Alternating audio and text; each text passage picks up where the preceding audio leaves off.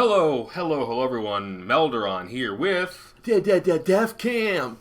Hey guys, sorry it's been a crazy month for myself in Defcamp. Been doing a lot of traveling, and I'm finally back from the Vaterland. The Vaterland. And I am back with Defcamp. Actually, did a small little secondary trip vacation to be with my brother in Philadelphia. So now we're here doing a Vanilla WoW discussion again. Yes, and this is like part 9 or 10. I don't know. Something like that. Yeah. I've been a little busy too, guys. I've recently done a lot of studying. My school had just ended. I passed my test that I found out the other day, so I am certified now. Yeah, his test came up negative. Yeah, I'm certifiable. Yep. Oh, you mean that test? Yeah, right. And I've probably been playing a little bit too much on a certain private server. Yeah, tell me about it. And the funny thing is I was locked out of my account for a good week because I lost my phone. Actually, my phone broke, and I lost my two-factor authentication, and I didn't realize I had the code stored in my Google Drive. This whole time he could have literally fixed it in 5 minutes. In 5 minutes, and thankfully Defcamp was kind enough. Well, shouts out to who was it, Rocks. And there was another. So the web developers over at this private server we can't really talk about. Yeah. But thanks guys for helping me out with that. Yeah, Melderon's a little slow when it comes to that kind of stuff. So anyway, guys, it's great to be back. We have a lot more content coming out. We have Def Talk coming out soon, hopefully next week or the week after. I'm working on a video myself, and Defcamp's working on a special guide video. So we'll have some stuff coming up. Once you're back home, everything is going to go back to normal. Yeah, once I'm going back in a few days. So we'll be getting back to that. So the topic today on our newest Vanilla WoW discussion, we're going to be total sellouts and do something that everyone else is doing, but we want to do this with our own spin. So as you know, if you go on YouTube, you can find a million, which class should I play in Classic WoW? So we're going to try to do like a down-to-earth kind of what our experience has been with each class, the pros and cons. Yeah. So hopefully, again, this is everything we're doing now is practice for Classic, right? So take the time now on private servers or whatever you're doing to kind of experiment with different classes. Or on retail. Or on retail. Well, I don't recommend going to retail experimenting with classes. Yeah, it doesn't really work that well. No. So let's give our opinions, pros and cons of different classes in Classic WoW. We'll start with the pure DPS / healing classes, tanking classes, and we'll start with Rogue. Okay, so take it away, Defcamp. This is a class that I know a lot about. It was the first class that I ever played in Vanilla WoW. I had a Night Elf Rogue, and I gotta say, as a first-time class, as a first-time player playing this game, I think a Rogue was a great choice for me. A very easy class to use.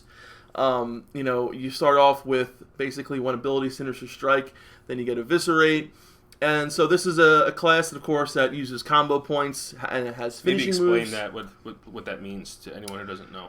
So basically, combo points are each attack, so Sinister Strike and other attacks will give you a point, and there's a little, if you have, your regular frames, it'll come up on the side of the target, these little red dots. Those are combo points. And you can use those combo points on finisher moves. So things like Eviscerate, which is just a flat damage finishing move. That does a lot of damage. It was very overpowered in early vanilla. That's why you heard about things called like World of Roguecraft. You ever heard of that? Rogues were extremely overpowered in early vanilla. The flat damage of Eviscerate was insane. But you also have other abilities like Slice and Dice, which increases your swing attacks, your attack speed. And you also have things like Rupture. So you have Rupture, which is a dot. Yeah. As a bleed. And you also have Exposed Armor. And so a lot of cool things about Rogues. I think the best thing about Rogues is the fact that you have Stealth. Right. So Rogues are not the best levelers as far as efficiency. You take a lot of damage. But as far as I remember, as long as you had First Aid, or if you're, say, an Undead, you have Cannibalize, you can minimize your downtime. You want to make sure you have a lot. If you're playing a rogue, you have to have first aid. You have to. Absolutely. Have to have some food on you. So there's a lot of really cool things about rogues, and the one thing, of course, is the stealth. Now, the good thing about leveling with stealth is you can get yourself out of a lot of PvP encounters. Yes. especially on this new server that opened up, it's completely overpopulated, and the rogues are probably laughing at everyone else because they're just sliding through the forest in stealth and just laughing at everyone getting ganked or ganking you when you're at like low health. It, yeah.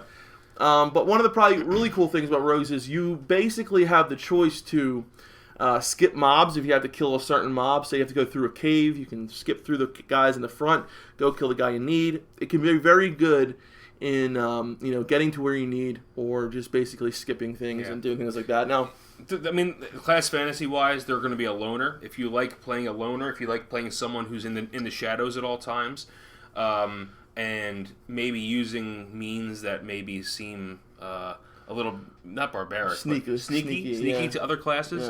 Yeah. You just are a master of deception, a master of surprise. You're not very beefy, but at the same time, your abilities do a lot of damage very quickly, and you can incapacitate your targets as well. And so, the whole thing with rogues in PvP is about control.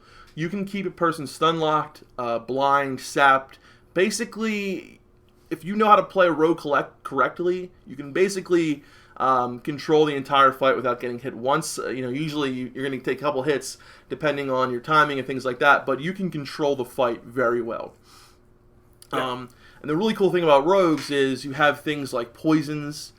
It's a secondary skill, so this is outside of cooking and all your primary skills like your professions. These are secondary skills, lockpicking and poisons. You level them up, and poisons are really cool, so you can apply things like crippling poisons, which slows your target down. You can apply poisons that stack damage over time. You can apply poisons that reduce the amount of healing and also increase the casting time on your target. Yeah. Very, very cool. And lockpicking, of course, anything that's any lock boxes, you can open that up. A lot of really cool things about rogues. So quickly, let's go over, before we move on to the next class, we do have to do this kind of quickly. What do you think the best professions are for rogue? I have my pick, but what do you think yours is? So it depends on what you want to do.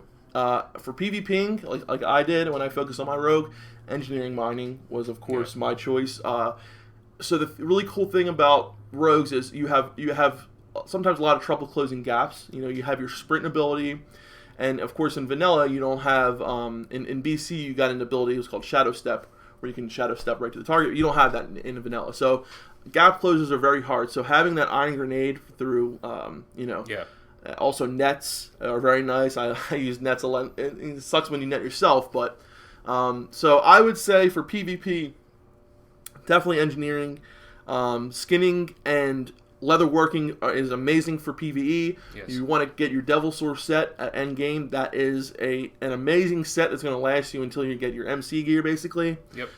Your tier 1 and so PvE I would say leatherworking, skinning, and for PvP I would say definitely mining. And my pick was, this is kind of a little bit more odd, but I think it really goes into the class fantasy of rogue. So you remember, poisons is kind of like alchemy light. You're not really an alchemist, but you are using plants to make certain things. You're making plants to make certain poisons and stuff like that. So I believe also alchemy and herbalism could be a very good pick for rogues if you really want to go into that. So you have knowledge of the outside world, knowledge of different plants to do certain things. Yeah. Potions will always help, and alchemy is a really big money maker as well. So that was another pick that I thought would be good for rogues. Real quick, I just want to go over your options as far as races. So on the Alliance side, you have basically pretty much all the races can play a rogue. Now, when it comes to maximizing your DPS as far as PvE, you're going to want to play a human. If you're talking about maximizing DPS, because you get that extra sword damage. You're going to be using most likely swords, especially if you play a human in PvE. They do the most damage. I personally really like dagger spec. It doesn't really do as much damage. It can at higher later on in vanilla, but you're probably going to be focusing on swords, and human is the way to go. But I played a Dwarf Rogue when I played Alliance, and that was because you had something which so basically you have stone form, right? And what it does is any bleeds or any dots and any diseases on you get completely removed. So it's almost like a Cloak of Shadows that you had in BC, but for bleeds, BC, things like that. What's your horde pick? My horde pick is every time going to be undead. because a lot of people like Orc, obviously, and Troll. The stun resistance. Stun resistance for PvP, Berserking. I personally am going to pick Undead. Number 1, because Wolf Forsaken. Yep. It's amazing. Number 2 is because Cannibalize. Cannibalize is amazing for grinding. So what about raids? For raids, it's a little less as picky as it is on the Alliance side. You see a lot of Undead, but maximizing... I think Undead's actually the least for raids. They have no DPS increase. Right, but you see them the most. You do. That's what I'm saying. They're better for leveling in Yes, PvP. they're better for leveling in PvP. Yeah. Now, for maximizing DPS, it's not going to be a huge increase, but you're probably going to see better numbers with either an Orc, probably an Orc, or see Troll is, Berserking. Yeah, and that's which attack is speed nice increase. Yeah, and then Orcs nice have Blood Fury, which reduces your healing done, but it also increases your attack power by 25%, so that's really good. All right, let's move on to the next class, which is I'll primarily cover, but Matt knows a lot about them as well. We're going into another pure DPS class called the Mage. This is a cloth-wearing class. So rogues wear leather, by the way. We didn't say that. So this is a cloth-wearing class. Held done for leather. Yeah, they're held done for leather. That is primarily focused on high output damage, with elemental damage either focused on fire or frost. Frost is going to be your go-to for the early parts of the expansion, and fire and leveling and leveling in PvP. Mm-hmm. Fire will start to become a lot more important. Fire is also good in PvP, but yeah. So mages are great for a lot of reasons. First, they have an excellent CC in the form of polymorph. They can polymorph any beast or humanoid. Very, very good, and they're very, very needed in groups. And secondly, because they can manufacture their own food and water. You'll be drinking after almost a lot of downtime. 1 or 2 pulls. So there's a lot of downtime. Yeah. However, they are a lot faster levelers than rogues. They're still in the middle of the pack, but they're not. Things like slow. AOE pulls. You have the opportunity to pull large packs if you know what you're doing using Blizzard and some of the talents that allow you to to stop. So. Leveling is Frost. There are people that swear by other ways of doing it, but Frost is you have the most control, best mana efficiency, and you will have the least amount of downtime, in my opinion, because Frostbolt does cost less mana than Firebolt. It's quicker, and again, you're slowing your targets every time you hit them, so it's very, very nice. If you get ganked, you have Blink to move out of the way very quickly, Frost Nova to freeze your enemies, and then you can fight them from a distance. You are very squishy. If you do get hit, you can be 2 to 3 hit by a melee class very easily. That's why Frost Armor is nice. Yes, Frost Armor is very good. Your stat priority is going to almost be intellect and stamina the entire way, and then you'll have bonus spell power later in the game when you have spell power. They are second only to they're second or third to rogues and warriors when it comes to DPS. Rogues have very, very good raid DPS, second only to warriors.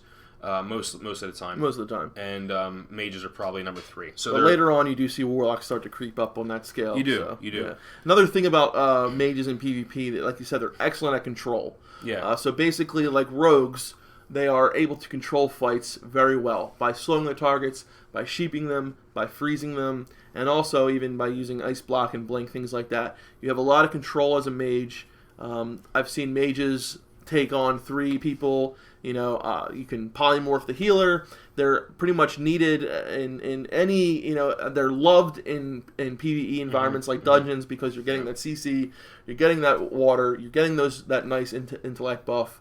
I love having a mage with me. Absolutely love it. Yeah, if you like feeling needed, mage is definitely the class to go with. Yeah. Also, class fantasy-wise, if that's important to you like it is to me, think of yourself as someone who's always pursuing intellect, knowledge, magic, someone who will try to find old arcane tomes, read them, learn about them. Knowledge and wisdom. Yep, you're going to bend the elements to your will, especially fire and frost. You're going to use your arcane powers as well to magnify those elements. Let me ask you a question, Melderon. Is there such a thing as an arcane mage in vanilla? No, arcane technically is a filler tree. So what I would say is arcane itself only has 2 main abilities.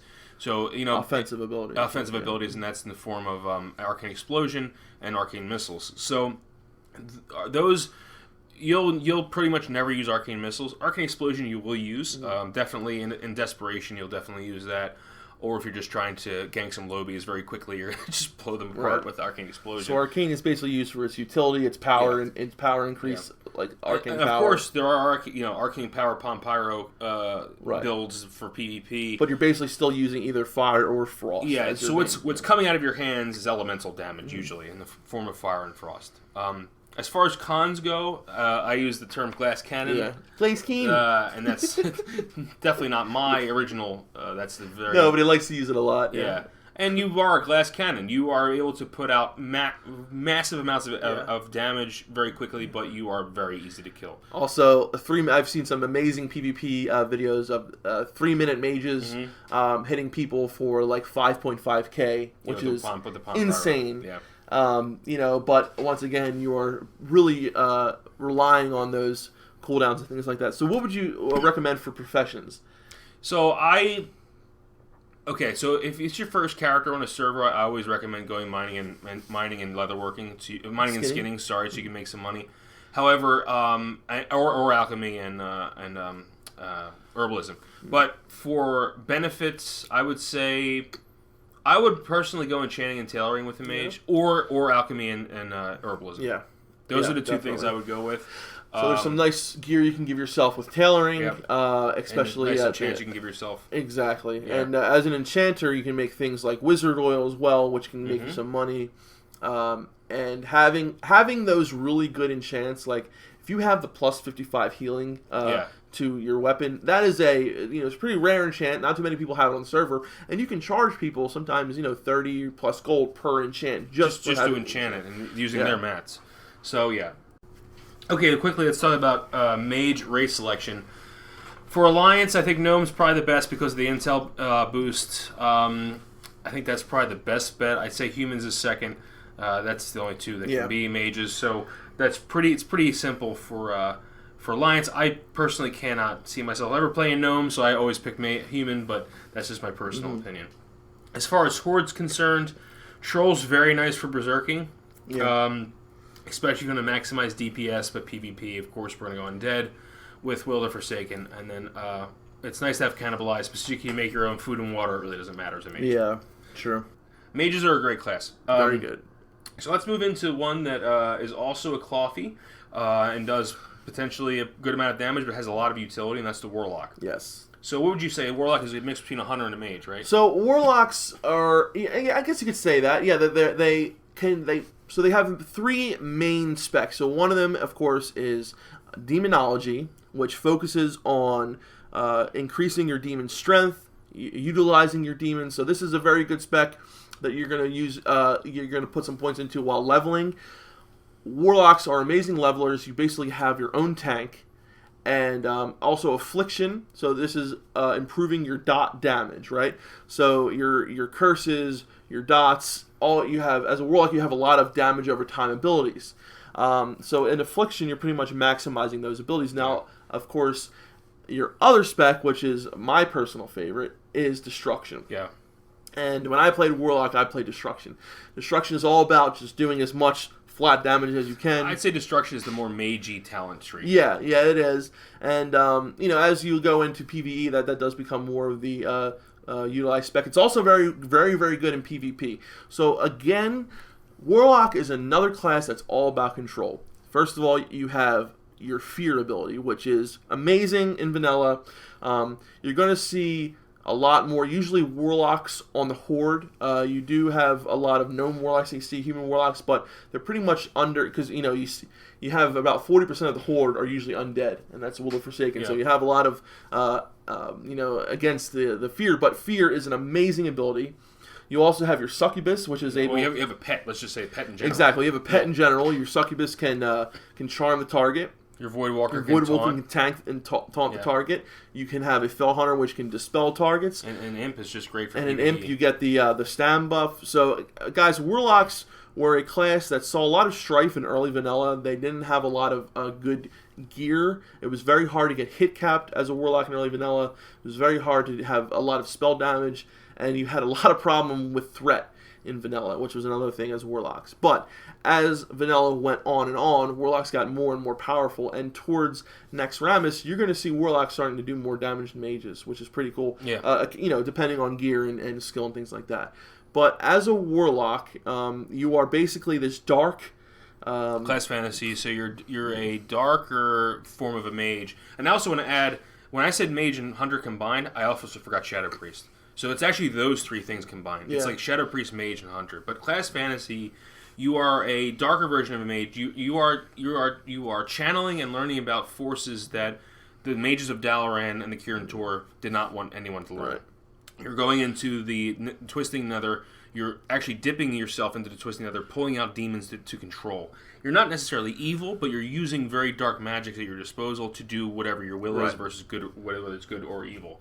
One of the really cool things about Warlocks is soul shards, and that's also one of the cons about Warlocks, because you're gonna have to have a macro that deletes soul shards out of your bag as you create them, and that's something that you can look at on any Warlock guide. They'll have that, but basically, you rely on soul shards for basically to give yourself a soul stone, to summon your friends, to make yourself health stones. All of your cool Warlock abilities use soul stones, and you get that by draining the soul of an enemy. An enemy that will give experience or honor. Yes. Yeah.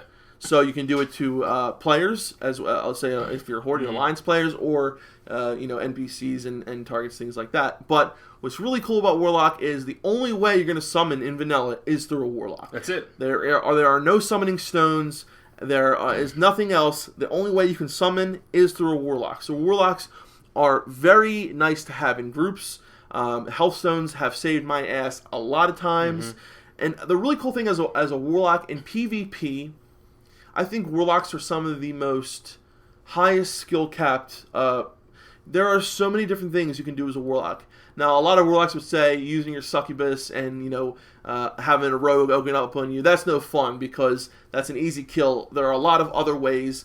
You have things like sacrificing your pet to give yourself a shield. You have your spell stones, which actually absorb magical damage. You can absorb shadow damage. They are very, very good at controlling a fight. They are very good at turning the fight over into their favor. They can heal themselves in different ways. They can drain life.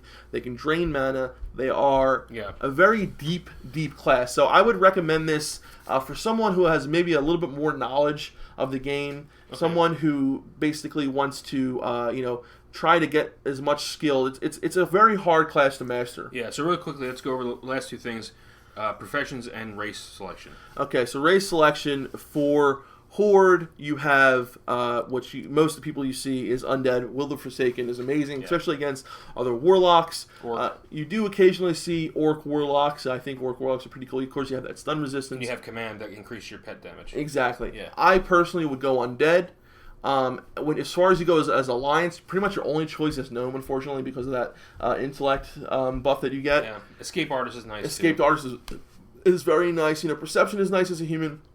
The Spirit buff is nice as a human. Diplomacy is good. Diplomacy is very nice, but I would definitely go Gnome, even though I hate Gnomes on Alliance, and for Horde, I would definitely go Undead. So quick professions, would you say Urban Alchemy, Tailoring, and I would say Tailoring and Chanting all the way. That's that Bloodline set that you get. Also, the Shadow Weave set is amazing while leveling. Yep, that's true. Tailoring and Chanting all the way, I would say, for a Warlock. Okay. All right, so let's move on to the next pure DPS class. Our last pure DPS class is the Hunter. Huntard? So, yeah, the Huntards, they're known, they've gotten that bad name because there's a lot of new players that play Hunters, because why would you not want a pet, that cool-looking pet that you can pick yourself, right? Warlocks have set pets that they have. Hunter has the ability to tame pretty much any animal they find and make it their own pet. They excel at solo play and leveling. They are the best leveler. Yeah, they are the fastest leveler. They can do elite quests by themselves. Not all elite quests, but they can do some. More than a Warlock, I would say, because they are able to they have so many weapons at their disposal. You can feign death if you pull aggro up your pet. You can multi-shot, you can melee, there's just so much you can do. There's so many different weapon combinations you can use. Yeah, you're basically going to be needing on everything if you're a hunter, and that's why we hate you. Yeah, they were leather early game and then switched to mail at 40. Yeah. And they are just they're pretty great. I mean, they're very useful. They have CC as the way in traps. So you have a freezing trap which can freeze a target. They are also a very good class with control as well. So one of the biggest things about hunters is the fact that they can kite and they can move very fast. They can basically hold their target at bay, either having their pet taunt them, or if it's another player, you can put them on concussion shot and basically kite them away. They are very good at controlling fights. They do a decent amount of damage, but one of the cons is you're basically doing the least damage out of all the pure DPS classes, especially later on in the game. Warlocks are going to do more damage later, so you're definitely going to lack a little bit much on the DPS side. But you're amazing at PvP, especially while leveling. I can't tell you how many times I'm leveling, just killing something, and all of a sudden a hunter's pet just kills me. It's very hard to kill a hunter if they open up on you. Yeah, especially very hard. When they're 50 yards away and their pet is just attacking you, trying to get away from the pet. And if they see you, if they see a rogue and the rogue goes in stealth, that pet is already on the way to you. It's going to get you out of stealth unless you vanish. They are very good at PvP. They are pretty much really, really good at, like I said, control. They're good at kiting. But for me, it's not a very satisfying class for me. I feel like it's almost too easy. In a way, it can be easy to level at least. Now, I will say that the skill cap for hunters is pretty. I mean, you can play a hunter pretty easily, but it is actually higher because there are things like pet maintenance. You want to maintain your pet the best possible way. That means having a lot of macros as a hunter to play at your best possible skill cap. Probably require the most macros of any class. Probably, yeah. I mean, on my hunter who's level 30 something, I probably have about 17 macros. I'm like, just crazy amount of macros. Different things for when you want to use sprint on your pet. You don't want to use it at certain times. You don't want to do certain things. So we can safely say that hunters are very good for new characters to play, but they're very hard to master. Yeah, I would say that as well. And as a hunter, you're not going to be that much needed in raids, and yes, you will get tranquilize. I'm sorry, what is it called? Tranquilizing shot or no? In Molten Core, the one that takes off the dip. Tranquilizing. So that you'll get that in Molten Core, but for the most part, you really only see one or two hunters in 40-man raids. They're not. Nowhere near as represented as say mages or rogues, warlocks. Warrior. There are some really cool things about hunters, like Melderon says, that soloing content. A lot of hunters solo princess runs, things like that. Maradon. So you are in a way like a one-man party in certain ways. You are the master of solo combat. Yes, definitely. But when it comes to playing with others, you really don't offer that much. Yes, you have that trap, but there really isn't that much utility that a hunter gives to other players. It's nice to get aspect of the cheetah. It is nice to get aspect of the cheetah, and what is the other buff that they give? The True Shot Aura. True Shot Aura. I was having a mind blank. So yeah, they give a little bit of buff. They give a little bit of utility to this. So let's go over races and professions. Okay, so I would say hunters are probably one of the ones that you see very mixed a lot of the times. Yeah. Now, as far as the alliance, you get a lot of night elves. You do see a lot of night elves, and that is because of Shadow Meld. Yeah. You basically have the ability to, surprise any target. I can't tell you how many times I'm running by, and all of a sudden this pet comes out of nowhere, and this, hunter on stealth. So I'm like, what the hell? And just, kills me, and I'm surprised, and wow, where did that come from? Yeah. So it's very cool to play that, even though they are probably the class and race combination that I hate the most. And when I see them, I pretty much always kill them. And Dwarf's not bad. Dwarf is actually very good in as far as you get that gun increased gun damage, things like that. I think Dwarf is also very nice no matter what spec you're playing because of Stone Form. Yeah. Stone Form has got me out of racial. a lot of problems. Now Horde, I would always say options. I would say Orc every. I like Orc personally. Orc increases your pet damage because they have command. They have ability Blood Fury increases your attack power. However, trolls have berserking and they have beast slaying. So you'll do 5% extra damage to beasts, which will increase your leveling speed. Their attack power bonus, the attack speed bonus is also very good as well. And they also have a sorry, go ahead. And they have bow specials. That's it. So. But orcs are great for command because their pets do more damage. Yeah, you see a lot of orc hunters, and of course, guys, I mean, Tauren's not bad. Tauren is not bad. It's probably the least you see on the Horde side. having the ability to negate like 25% of your stuns is amazing in PvP. Yeah, it really is. I can't tell you how many times when I was on my rogue on the alliance side and orcs would just resist my stuns, and it really pissed me off. So as far as professions for a hunter, what do you think, Defcamp? Hunter, definitely leatherworking, skinning all the way. So as a hunter, it's really nice to be able to skin while your pet is killing something else. You can get a lot of skinning done that way. And also leatherworking, that Devil's Sword set. There's a lot of good stuff you can get leatherworking. But yeah, I mean, I would engineering mining for PvP. I would recommend leatherworking, skinning. And I've said herbal and alchemy a lot. Yeah, but herbals and alchemy is always a good choice, regardless of what you play. Yes, it's always a good choice, and you're probably going to make the most money with that. Yeah. But real quick, class fantasy before we go over there. Yeah. Imagine yourself as a master of the wilderness that is solo, that likes to just be by himself. If you like that kind of thing, go out on safaris, and talk have to animals pets, or something like that, and communicate with you're animals. You're going to be taming a lot of pets, and in vanilla you have to tame all these different pets to get their abilities. So you didn't just learn their abilities, you have to tame certain pets to get certain abilities. Yep. That could be seen as a pro or con for any person, but I personally think it's pretty cool going out on safaris, doing those kind of things. But that's the class fantasy of a hunter. Okay, we're gonna move so these aren't hybrids, but they are something in between. And what I mean by in between is that they can't fulfill all the roles, but they can fulfill two.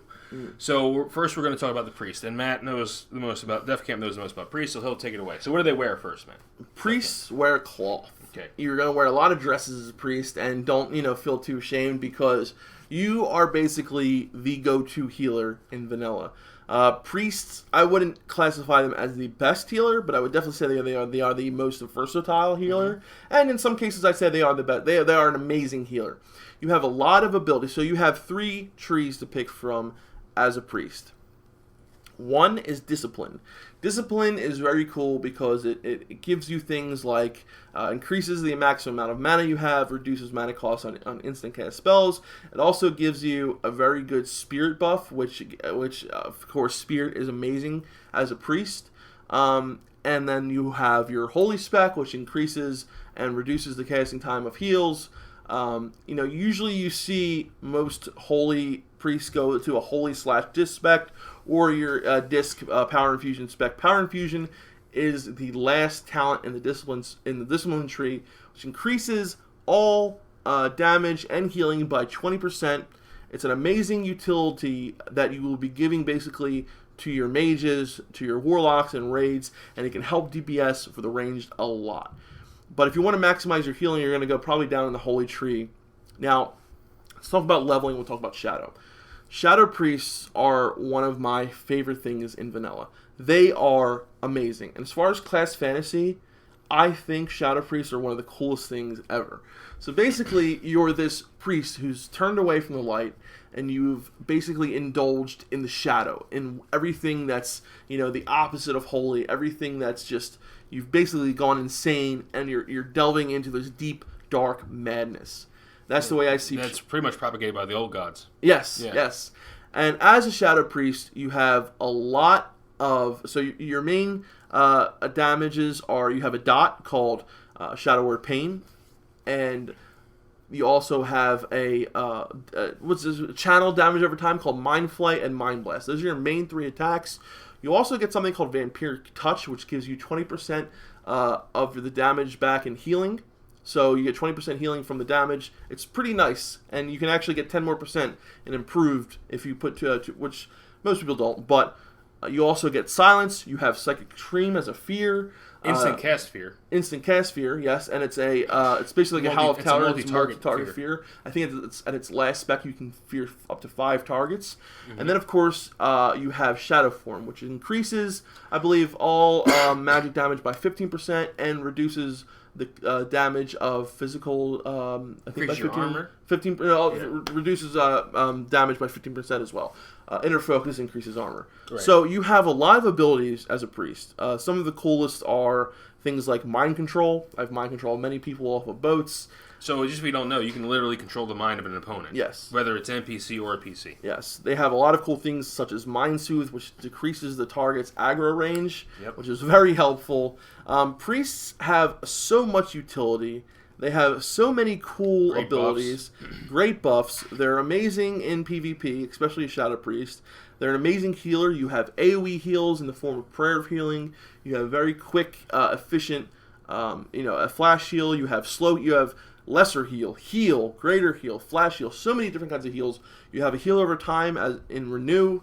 You have a damage absorption bubble in Power Word Shield. Basically, guys, priests are the masters of healing. Even though I would say that paladins are a more efficient healer, I would say priests are probably the all-around just best, at dealing with different encounters. So priests, as far as leveling, like I said, you're going to go shadow to level. You can go disc, you can go holy, but you're going to level a lot quicker shadow. Every time you kill a target, you get something called spear tap, which gives you a lot of your mana back. And so basically, guys, if you're playing that fantasy as a holy priest, discipline priest, you are the pinnacle of everything that's light. You are basically you are helping out your team so much by being the healer. You are basically this, silent savior, if you will. Definitely one of my favorite classes in vanilla. And on the horde side, you're going to top the healing meters mostly. Mostly, sometimes. Yeah. Well, it depends. I mean, I've seen shamans top. Shamans can do it, yeah. Even druids, but so it's all about efficiency, guys. When it comes to vanilla healing, you're going to want to make sure that you're. We'll talk about this when I do my priest guides, but being as efficient as possible. Priests are very good at that, and priests. If you want to be the healer that can pretty much do anything, has something to be able to heal AoE over time. Yep. Priest is probably the class for you, and you also have a very cool option, which is going shadow and melting some faces. Especially in PvP. Yes, it's amazing in PvP. So let's talk about... Okay, so races. One of the other really cool things about priests is they actually have different abilities for the races, which is probably one of the coolest things. So we'll go over real quick. Dwarves are probably one of the most coveted because you have Fear Ward, which is amazing.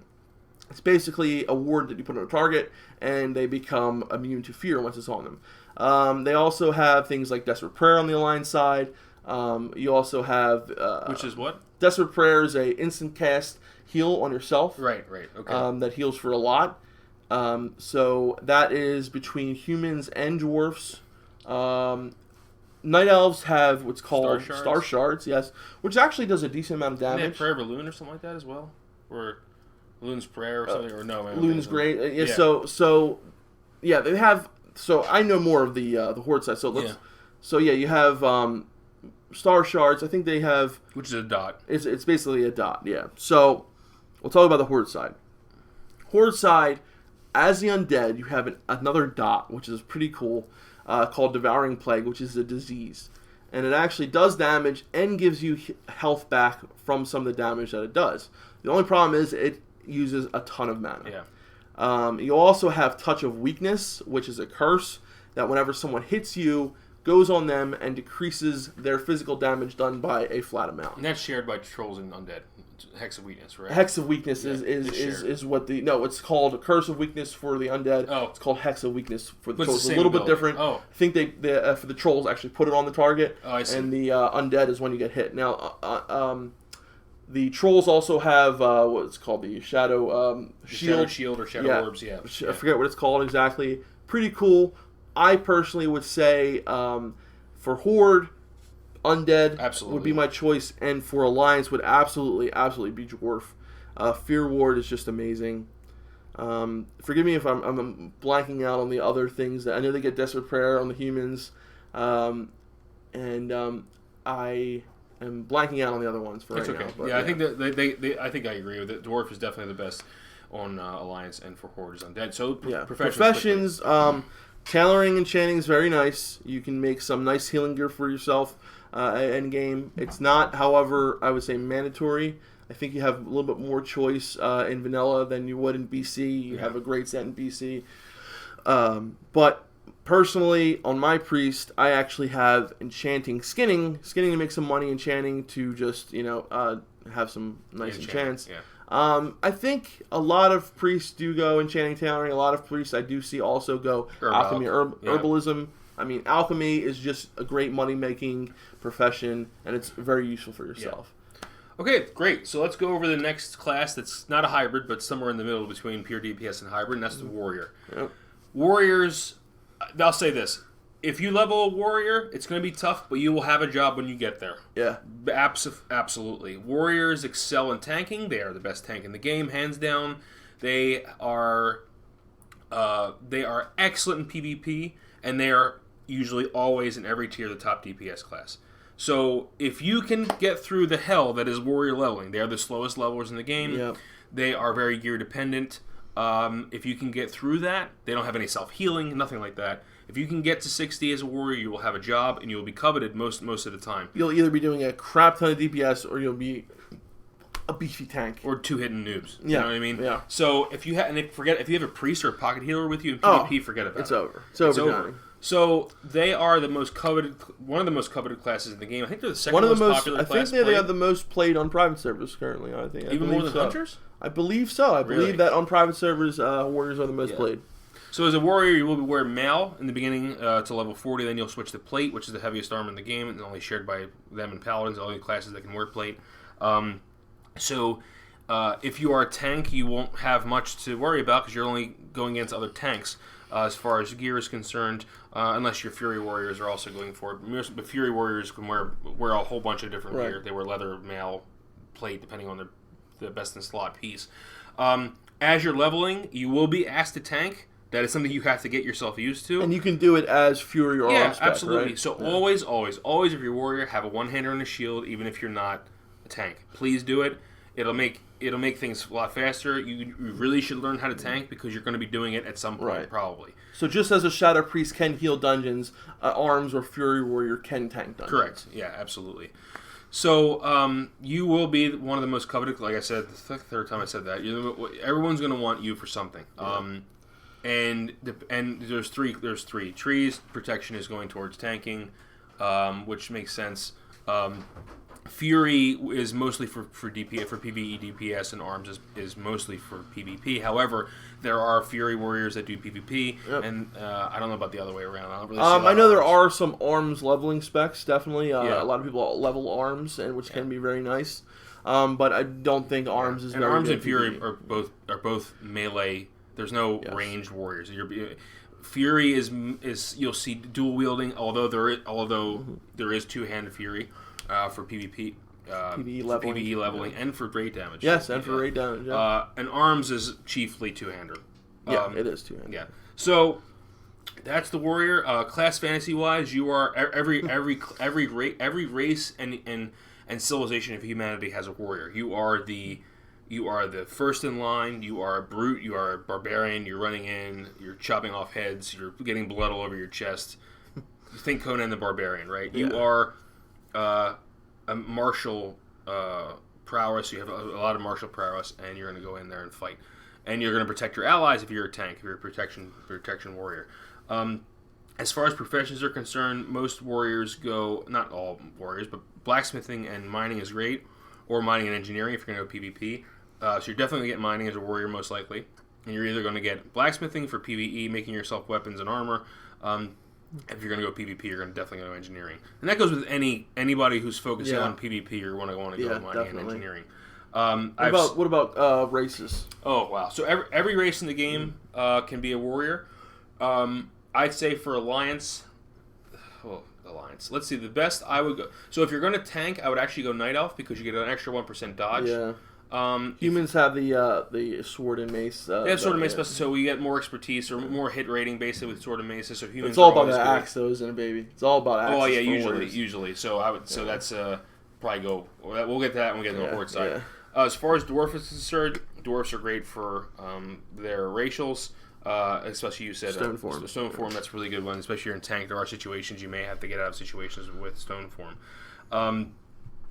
Gnome, I would say, would be the least. I would not go gnome. There really is nothing that really benefits. Sometimes warriors. they can be hard to click on if you're a clicker. So I think if you're gonna go PvP, I would either go dwarf or human. If you're gonna go tank, I'd go night elf, and then that would probably be it for horde. I I'd say the least played Horde race is for Warriors Undead. They don't really have a lot of good benefits. They have the least amount of starting strength and stamina. Cannibalize is good for leveling. Yeah, for leveling, yes, Undead are great. For PvP, Orc, definitely. You have Axe Specialization, you have Stun Resistance, and you have Blood Fury. Yep. I mean, you're going to be killing it. They're also good for PvE as well, because Blood Fury increases your attack power. Axe Specialization is and Axe Specialization because your hit rating increases the hit rating for axes. I'd say Troll is my number 2 for... No, Troll is actually my number 3. For tanking, you're going to go Tauren. Number 1, you're going to have higher stamina. Yeah. You're going to have War Stomp, which is great for situational AoE stun, especially in PvP. If you're charging in, there's a bunch of people hitting you, War Stomp them, it stuns them for a couple seconds. It's awesome. I love War Stomp. It's really it's really intimidating, too. I think if you charge in and War Stomp people, I think it's great. So, yeah, I don't know. PvP... I think the kings of PvE... without a doubt, are orcs. I mean, orcs are PvE just... or PvP? PvE and PvP. Oh, yeah. You know, that's stun. Unless you're tanking. Unless you're tanking. But, and that extra damage from the axes. I mean, there's a lot of axes for warriors. Yes, that's true. You know, probably more than anything. In swords, there are a lot. But axes, I mean... I've heard many cases. I've heard people who just love warriors and love alliance, but they go horde because the orc warriors are just so good. Yep. And that class fantasy of being an orc warrior, you know? Or being a Tauren warrior. Yeah. Especially if you're tanking because there's a huge meat slab. Yeah. Okay, we're going to move into the hybrids now. These are the guys that are a little bit harder to talk about because they don't really excel in anything. They're kind of jack of all trades, right? So that's what they usually do. That's not true for every specialization, but... So let's start with the Matt's favorite hybrid spec. We're going to be talking about the Paladin. Oh, yes. the greatest class. So let me get something straight here with Paladins, guys. Paladins, they have 3 specs, but you're basically, at endgame, you can play Ret. It is a decent spec. You can do a decent amount of damage. A lot of people will tell you differently. If you don't believe me, go check out Esfand. He's a pretty good Red Paladin. I'd say pretty decent. Yes, Ret is a bit of a meme spec. It's definitely not going to do as much damage as the other melee classes. Nowhere near. But for me, when it comes to Paladin, there's one choice, and that's Holy. And Holy Paladins are probably my favorite healer in vanilla because of their efficiency. Now, Paladins also have another spec known as Protection, which is the only tank spec in vanilla that does not have a taunt. And that, as you can see, is the problem. And Shamans, but we'll get into that later. Yeah, we'll get into that later. Therein lies the problem as Protection. Now, as a Protection Paladin, you can do dungeons pretty well, especially things like Skullmancer. Wherever there's undead, you're gonna be destroying stuff. They're great 5-man tanks. They are great 5-man tanks, but you are not going to be raiding as a Protection. You're just not. I know a lot of times when people say, "Oh, you're not," well, I'll show you. Well, the thing of not having a taunt is very limiting, and that is the problem with Protection Paladins in vanilla. Leveling up, Ret is amazing for leveling. You basically so you have seals, which basically improve your damage. So they actually basically improve your white hits. Seal of Command will give you a proc every once in a while that will do a lot of damage. Seal of the Crusader will give you some attack power and increase your swing speed, which is very nice, your attack speed. You have a lot of different options as a Paladin with your seals and things like that, but for the most part, you're going to go Seal of Command and just use that. You can start off with Seal of the Crusader and you Seal the Command. But they are the second slowest leveling class. They are. And the reason for that, guys, is because they are very reliant on their procs, things like that. They basically have one ability or 2 abilities, and that's putting your seal, judging, refreshing your seal. It can get very boring, but they can do a lot of damage, especially in PvP. Yes. Reckoning stacks. Basically, Reckoning, guys, is whenever you get crit, you get a stack of Reckoning, and it's another swing. So you can get, I believe, 5 stacks of Reckoning, so you can get 5 really quick. If you want to check that out, I would also recommend Esfand for some of his PvP videos where you can basically one-shot people as a Reckoning Paladin. They also do a lot of damage, and you see a lot of spell damage on Paladins as well because their damage is holy damage, so you see a lot of Paladins getting things like Power Infusion to do more damage. They are very good in PvP. Red Paladins are amazing in PvP. They can PvE DPS. There is usually, I would say, one spot on the Alliance for a Red Paladin just because you have such amazing buffs. If you're full on healers and you want a red paladin, I would say go ahead and take one. But the paladin's strongest point in vanilla is their healing. So the reason why vanilla paladins are so good is something because basically every time you crit as a holy paladin, you get 100% of that mana back of that spell. They are very efficient healers. They are very fast healers. Flash of Light is a fast heal.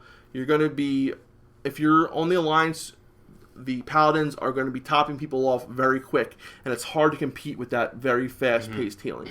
They're very good healers, and their blessings are amazing. So you have Blessing of Wisdom, which increases the mana per second, MP5, to whoever you give it to. You have Blessing of Might, which is an attack power buff. You have Blessing, so one of the best ones is Salvation, which reduces the threat on whoever you put it on, which is amazing for the Alliance. I mean, the Alliance, guys, they have a very upper hand because of Paladins and their buffs. You have buffs that increase the amount of healing done. It's just... And you can buff the entire raid. And you can buff the entire raid. Better than Shamans, but we'll get into that next. Yeah, so your buff machines, you have some of the best buffs in the game. You have some of the best heals in the game. You can also do some DPS. So as Class Fantasy, you are this holy warrior. You are basically a priest who has taken up arms in the defense of the light. You are the bane of the scourge. You do extra damage against undead because you have basically a warrior priest. Yeah, warrior priest that is targeted towards undead, things like that. Of course, you have the option to play as a healer, which is always great. Right, which is always great. Yeah.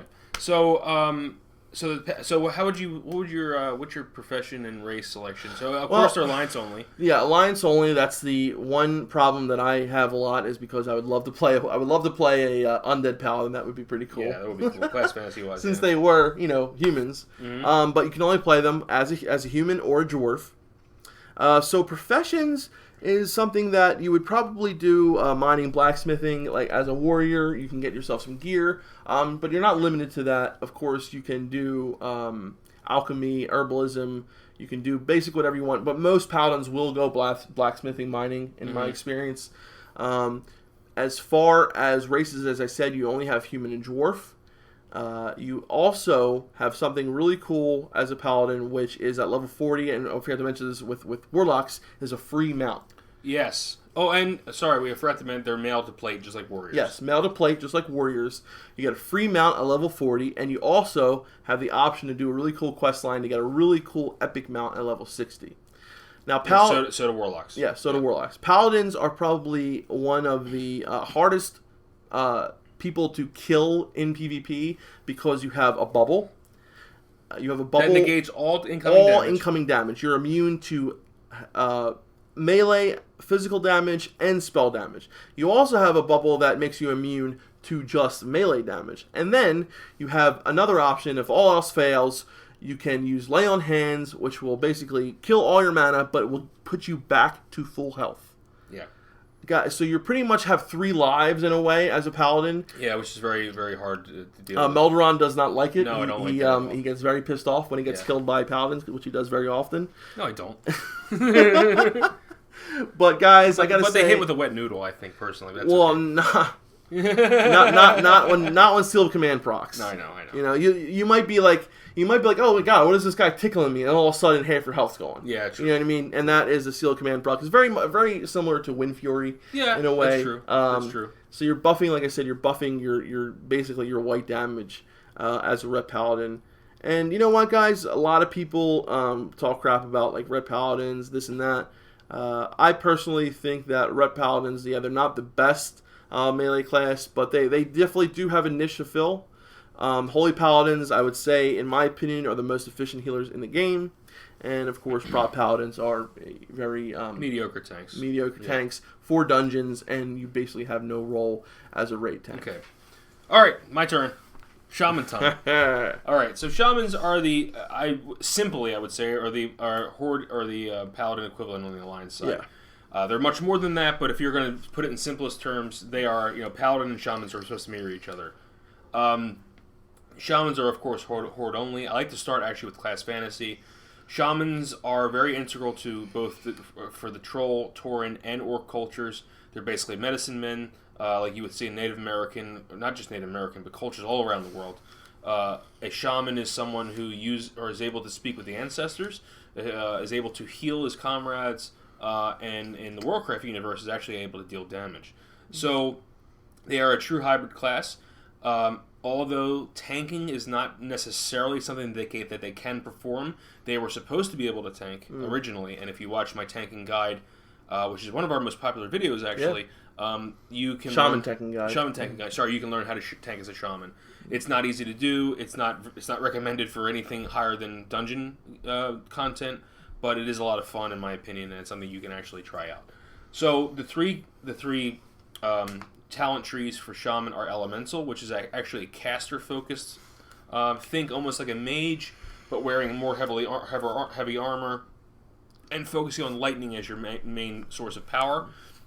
You have Enhancement, which is a melee, so think like a warrior, similar to a warrior, and they have Wind Fury as their claim to fame. They're able to actually hit 3 times very quickly, a 20% chance of hitting 3 times, which is actually can be very, very powerful. Oh, yeah. And then you finally have the Restoration Tree, which most Shamans will do at endgame, which you'll be healing. Shamans are very, very good healers, and we'll get into that in a second. So let's start with Elemental. For leveling, which I know a lot about, I have 2 leveling guides on YouTube. You should check those out. I recommend Enhancement as I'd say is the go-to leveling spec, although Elemental is very good as well. Enhancement focuses on either dagger and shield or a 2-hander. You're going to be white hitting most times, just like Paladins, with your abilities enhancing that damage, either with Lightning Shield, Flame Shock, or Wind Fury. Elemental is a caster. You are going to throw out lightning bolts very quickly. You're going to do a lot of burst damage. A lot of downtime. A lot of downtime, however, and so that's the best way to level. What about the hybrid spec? So you can also go as a hybrid. You can also do half Elemental, half Enhancement. It's actually one of the fastest leveling specs, and you'll see that in my videos. So I would check those out before you actually level a Shaman. Before you do anything with a Shaman, check out my Shaman guides. PvP, they are a PvP powerhouse, Elemental and Enhancement. So if you want to blow up people with lightning bolts, you go Elemental. If you want to just literally crush people with Wind Fury, you can go Enhancement. They're very fun to play PvP. PvE, they are a very good healer, but they're very unique in that they're able to raid-wide healing with Chain Heal, and they actually can heal pretty quick with Lesser Healing Wave. It's not as mana efficient as Priests or Paladins, but it's very synced. But the Shaman claim to fame, in addition to Chain Heal in your PvE, are Totems. So, like a Paladin, Shamans can buff, but they can only buff within parties. So that's the big difference between Paladins and Shamans. The Paladins can buff anybody in the raid. Shamans can only buff whoever's in their party. In the 5-man content, it doesn't matter because you're in a party, but if you're in a raid, you have to really think about what group you're going to put Shamans in to benefit that group. And their totems can literally be used for anything, okay? Resistances to increasing damage, melee, increasing, periodic damage. They can actually do damage, totems. So, really quickly, they're very, very good healers. They're the Horde's unique healing systems they have with totems and chain heal. If you like that kind of thing, definitely go check it out. If you want to do something that's a little bit different than Warrior but can actually produce some great melee damage, Enhancement's the way to go. If you don't want to go Mage but you still want to be able to put out some really, really good damage, Elemental's the way to go. However, Enhancement and Elemental are not good for raids. Enhancement is not able to keep up the damage like a Warrior or Rogue can, and Elemental, even though they're bursty as hell, very poor mana efficiency, and a lot of bosses have nature resistance. You will, however, see them occasionally. There are some places for an Enhancement Shaman with the Nightfall Axe. Nightfall Axe, yeah. And also some Elemental Shamans you will see sometimes. They rely heavily on mana potions, things like that. One thing I forgot to mention about Paladins real quick when we talk about totems, Paladins also have auras, which are a lot like the totems. You have fire resistance aura, shadow resistance aura, concentration aura, devotion aura, which gives armor. Concentration helps you with healing, things like that, with your cast. Yeah. So something, again, that's very similar to the Shamans. Yeah. Okay, real quick. Professions, I would go Urban Alchemism if you're going healing. If you're focusing on creating your own gear, you can go leatherworking and skinning, or you can actually do leatherworking and skinning. Mm-hmm. There is some mail that can be with blacksmithing, but you're mostly going to do leatherworking. Yeah. Shamans go leather to mail. They go leather to 40 and then mail. So it's something you want to keep in mind. If you're going PvP, of course, engineering and mining. As far as race selection, it really depends what you want to do. If you want to heal, I would go troll. Berserking increases your healing cast time. And the more damage you take, the faster that actually becomes. PvP, definitely Orc for the stun resistance. But Tauren's great as well because of War Stomp. And I think Tauren's my third choice. Yeah. But Troll's actually my top for PvE healing. For PvP, I would go Orc. Okay. All right, last but definitely not least, we have the Druid. A jack of all trades. So I'll start off with Druid, and then you can finish up. So Druid, you have 3 specs, but you basically have 4 different roles you can fill. So number 1 will be your most common for leveling, which will be Feral Cat form. So a Feral DPS Druid. So basically, you're in your cat form, and you're very similar to a rogue. You have combo points, you have finishers, you can stealth. But the thing about druids is you have multiple forms. So cat form will be your DPS form, but if you're getting hit hard and you're taking a lot of damage, you can hop into bear form, and it has a lot more armor and the ability to dodge, things like that. So basically, as a druid, you have these different forms. They are very, very, very, different than any other class because of they can basically fill any role. Mm-hmm. So you have, let's go over all the different roles real quick. You have Feral DPS, which is cat form. You have Feral Tank, which is bear form. But they're in the same talent tree. Yes, which is confusing. They are both in Feral. Then you have a caster spec, which is called Balance, or known as the Moonkin, which uses nature damage, things such as Wrath, Starfire, and Moonfire, which is a dot, and you can also spec into Insect Swarm, which is actually in the Resto tree. And then also you have Restoration, which basically you're going to be healing outside of it. You're in your main humanoid form, but you can still utilize. So the only form you can get with talents is Moonkin form. Mm-hmm. You have all the other talents. All the other forms you will get through quests, like Aquatic form, which is a very pain in the ass quest. Mm-hmm. But druids are actually very efficient levelers as far as feral druids in cat form. Yep. You have very little downtime, and the thing that's great, which is different than rogues, is you have the ability to heal yourself. And your mana can regenerate while you're in cat form. Exactly. You also have, as shamans do, you have a form which increases your speed, which is known as cat form. Shamans have ghost wolf form. Mm-hmm. Very good for moving fast, for getting where you need to go, especially at low levels. Druids guys they're the jack of all trades with the masters of none. So yes, they can tank. They're very good tanks in dungeons and lower levels. Definitely the second best tank. Definitely the best second tank. You do have a taunt.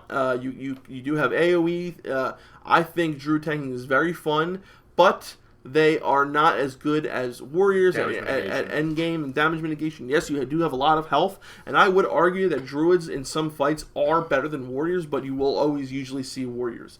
But I do think there is room for feral tanks in raid as a off tank, something like that. As now, your main role that you will fill at endgame as a druid is usually a healer. The restoration druid is very cool in this way of the one heal to rule them all, basically, which is Healing Touch, and you use many different ranks of that same heal, especially in the beginning of vanilla towards the very first few raids. You're really not going to be using your hots at all. You're going to be using Healing Touch and the different versions and the different ranks of that heal. At the earlier ranks, they are very quicker. They are almost like a flash heal, and at the later ranks, they are very slow, almost like a greater heal, as relating to a priest.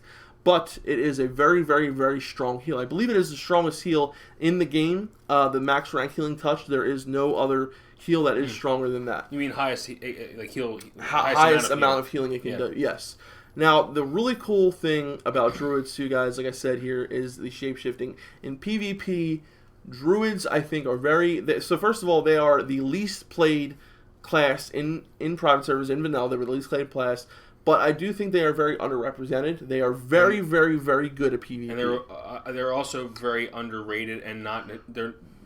It requires a lot of research to really become a very good druid, and people aren't willing to put that research in. Yeah, I would say that. And as far as Moonkin guys, it is an option, but it is a very rare and limited option. The problem with Moonkin guys is in vanilla they're known as Umkins, which you don't know what means. It means out of mana.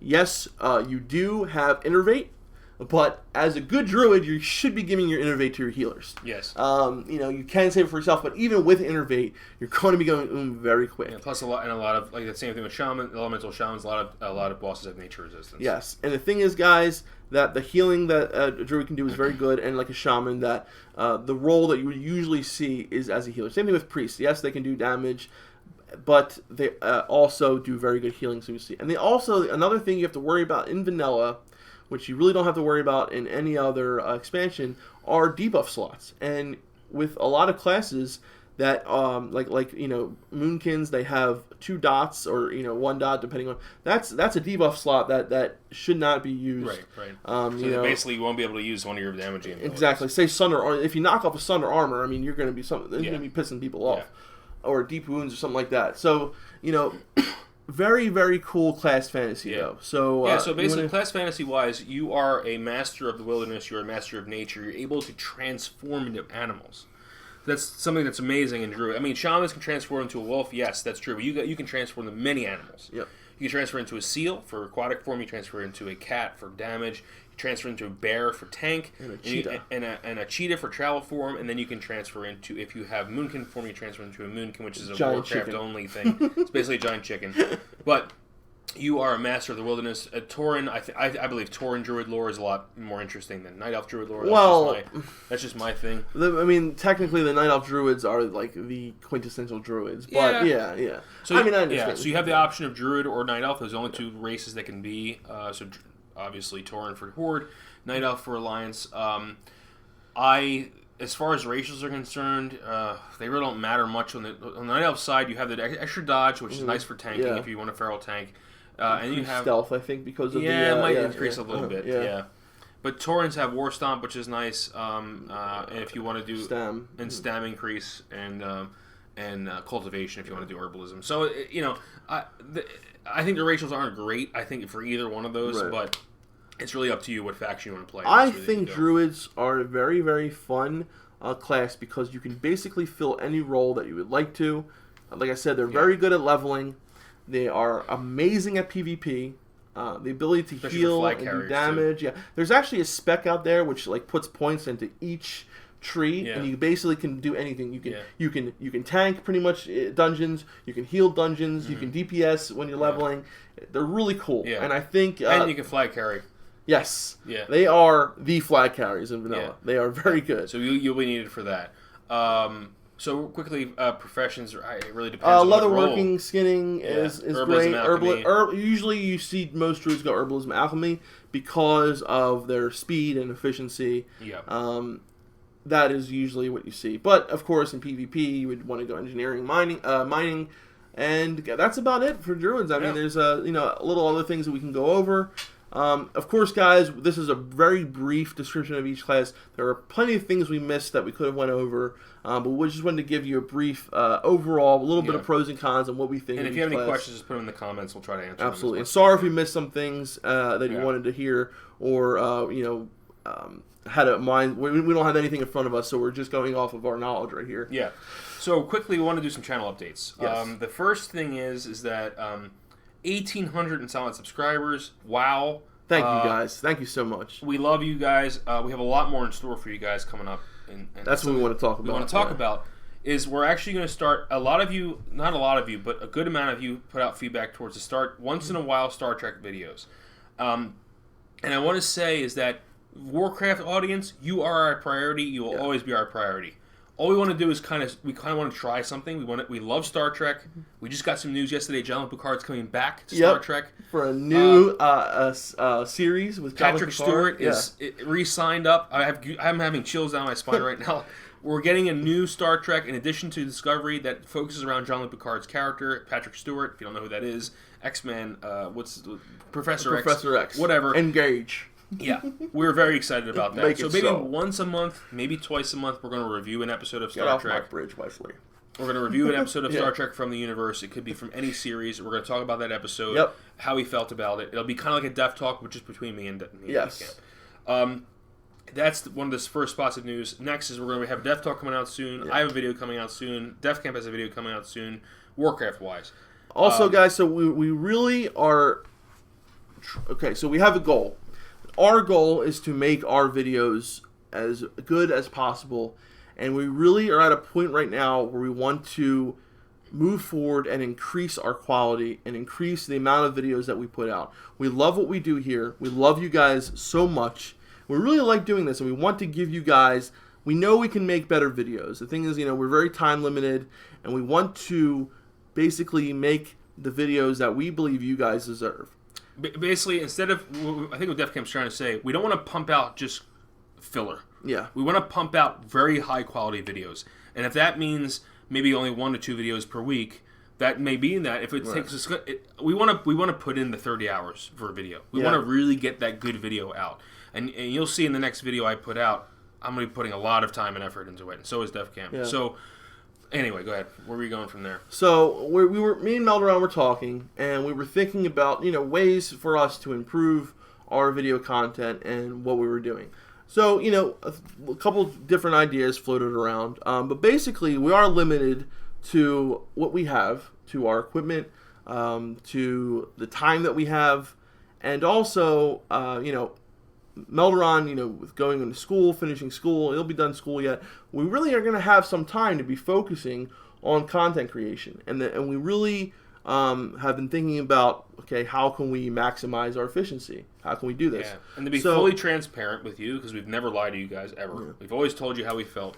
For those of you who have been through when we got demonetized, when we got remonetized, you all know that we tell you exactly what's going on, and we really, really, really did not want to do this for a long time. Yeah. We honestly thought we were like, I don't know, crappy for even asking. Yeah. You know what I mean? Yeah, I know what you mean. But we are going to ask, and we are going to start a Patreon. It's hard for me even to say that. Well, I think when you get to a certain point in content creation, and you want to move forward, I think that it almost becomes necessary in a way, because we could keep on putting out the content that we've been putting out, and then not basically grow as far as our content, or we could go this route, ask for your guys, if you feel like you want to support us, if you want to help us directly, not through YouTube. With our goal of making, and of course, we don't expect everyone to do this. Some of the few people who would like to do this, that would be amazing. But this would basically help us and ensure us to meet our goal of making those however many high quality videos a week. Mm-hmm. And this is something that we've really thought a lot about, because we're thinking, how are we going to be able to justify putting that much time into making these videos without, because some kind of compensation. Exactly. And, right now, I have the ability to work part-time if I want to, and I would like to work part-time and also work part-time on this. Work part-time on making videos, and, to be able to justify it with making some money doing it would also really help. Something funny happens to the human mind, and I think we all want to say, let's do stuff for free, right? Yeah. But when you actually get compensated for something, you really treat it a lot differently. Yeah. At least that's this with me. Yeah. I treat things, when we started getting a few bucks from YouTube, it made me want to make content more. Not because I want more money, because it made me feel like I was getting rewarded for it. You absolutely. know what I mean? And we're not doing it just for that. We want to buy new equipment too. Yeah. When I move to Germany, I want to be able to get a nice rig. Yeah. So I need recording equipment. I would like to get maybe possibly a green screen. I would like to do. Yeah. There's a lot of things that I need to get. I mean, just personally, like myself, I know that I need a new mic. I need some new equipment for my computer, some new RAM, stuff like that. You're going to need a whole new setup eventually when you move. And basically, guys, this is a way for us to also increase our productivity, but also increase our time with you guys. So we're thinking about different ways that we can reward people with Patreon. So we have a protocol. We have a tier system we're working out. We don't have a lot of we're not going to go to the whole like, oh, we're going to do a raffle kind of thing. We're actually going to integrate ourselves with you guys more. We're going to have like monthly talks with you guys. Yeah. We're going to have you guys on Def Talk if you want to. If you're like a high end tier guy, we're going to have a special interview with you. We're going to put content just on Patreon, only for our patrons, behind the scenes, where you have to actually get to hang out with me at Defcamp. Right. But more importantly, put in the comments how you really feel about this. Yeah. I mean, don't be a dick about it, but just say, do you want us to do this or not? Yeah. Just say, Defcamp, look, listen, guys, I don't know if this is a great idea, or if it's a bad idea, or if it's a good idea. And honestly, let's just get a quick, like, who would be interested in actually doing this? Right, because, I mean, like, we're thinking about this, and we're really thinking about, we're at that point now where we're trying to move our channel forwards, and this seems like the logical step to take. It does, because YouTube can only do so much. Exactly. As you guys I mean, guys, we made... Since we've been monetized, I think we've made like $80. Okay, so yeah, we'll be full transparency. The whole time we've started YouTube, from the time we started our channel, we've only made $100. Yeah, and that was split between both of us. So it's $50 each. Yeah. As of right now, we haven't got a second paycheck. Right. So that is pure route and open right there, guys. Yeah. And if you guys just think we deserve more than $50 every 2 years, then yeah, if you guys think be willing to do that, we'd be very grateful for that. And the thing is, we want to reward you guys, all of you guys, with what we think you deserve as far as... And the thing is, Melderon and I, like, we love creating this. We love making something out of nothing and doing this. And we really want to do what we think you guys deserve. Like, we all deserve to, and we know we can make better content. And, like, I think if we all, work together with this, we can definitely create something that is unique, amazing, and like I said, our community is... You guys are amazing. The best community. We may not be the giant community, but we have one of the most awesome communities. Yeah. So we'll let you guys know when we do this, if we do it. We really want your guys' input with everything. We like to think of us as like a little family, and we want to hear what you guys think about this. We're still, thinking about how we're going to do, what we're going to do. So let's get your guys' feedback. We'll talk about it. Join our Discord. We're going to try to be a lot more active in our Discord. That's going to be something part as a Patreon as well. Yes. So we want to be able to, talk about it with you guys. Yep. So, So thank you so much for just being a part of our little family here. And if you're new, maybe check out some of our older content and kind of get to know us a little bit better. And so that's about it. We wanted to make this kind of this interesting discussion, just both for two reasons. One, to just do our swing on the whole class pros and cons thing, what class to pick in Classic, and then the other side of it was to give you guys an update, because you deserve an update, because we've been busy for the last month. Yeah. So, but we are going to be putting more content out. So yeah, it's going to be a big swing coming up, guys. So I hope you're ready for it. Yeah, and if you're new to us, please follow us on Discord, check us out on Twitter, subscribe if you like it, and like if you like it. So everything is right below you. Guys, it's been great. Shout outs, everyone, Early Bird, everyone who's, especially in the Classic WoW waiting room guild. Thank you guys for being so awesome. And we need some more people over there as well. Shout out to Gintoki, man. I always forget Gintoki. And he's been with us. He's been with us since day one. Yes. Thank you. For just like people like you, man. You guys are great. Anyway, so the Shaman, he's always been there. The Shaman, yeah. And all right, guys, this is Melderon and Defcamp signing off. Love you guys. Peace.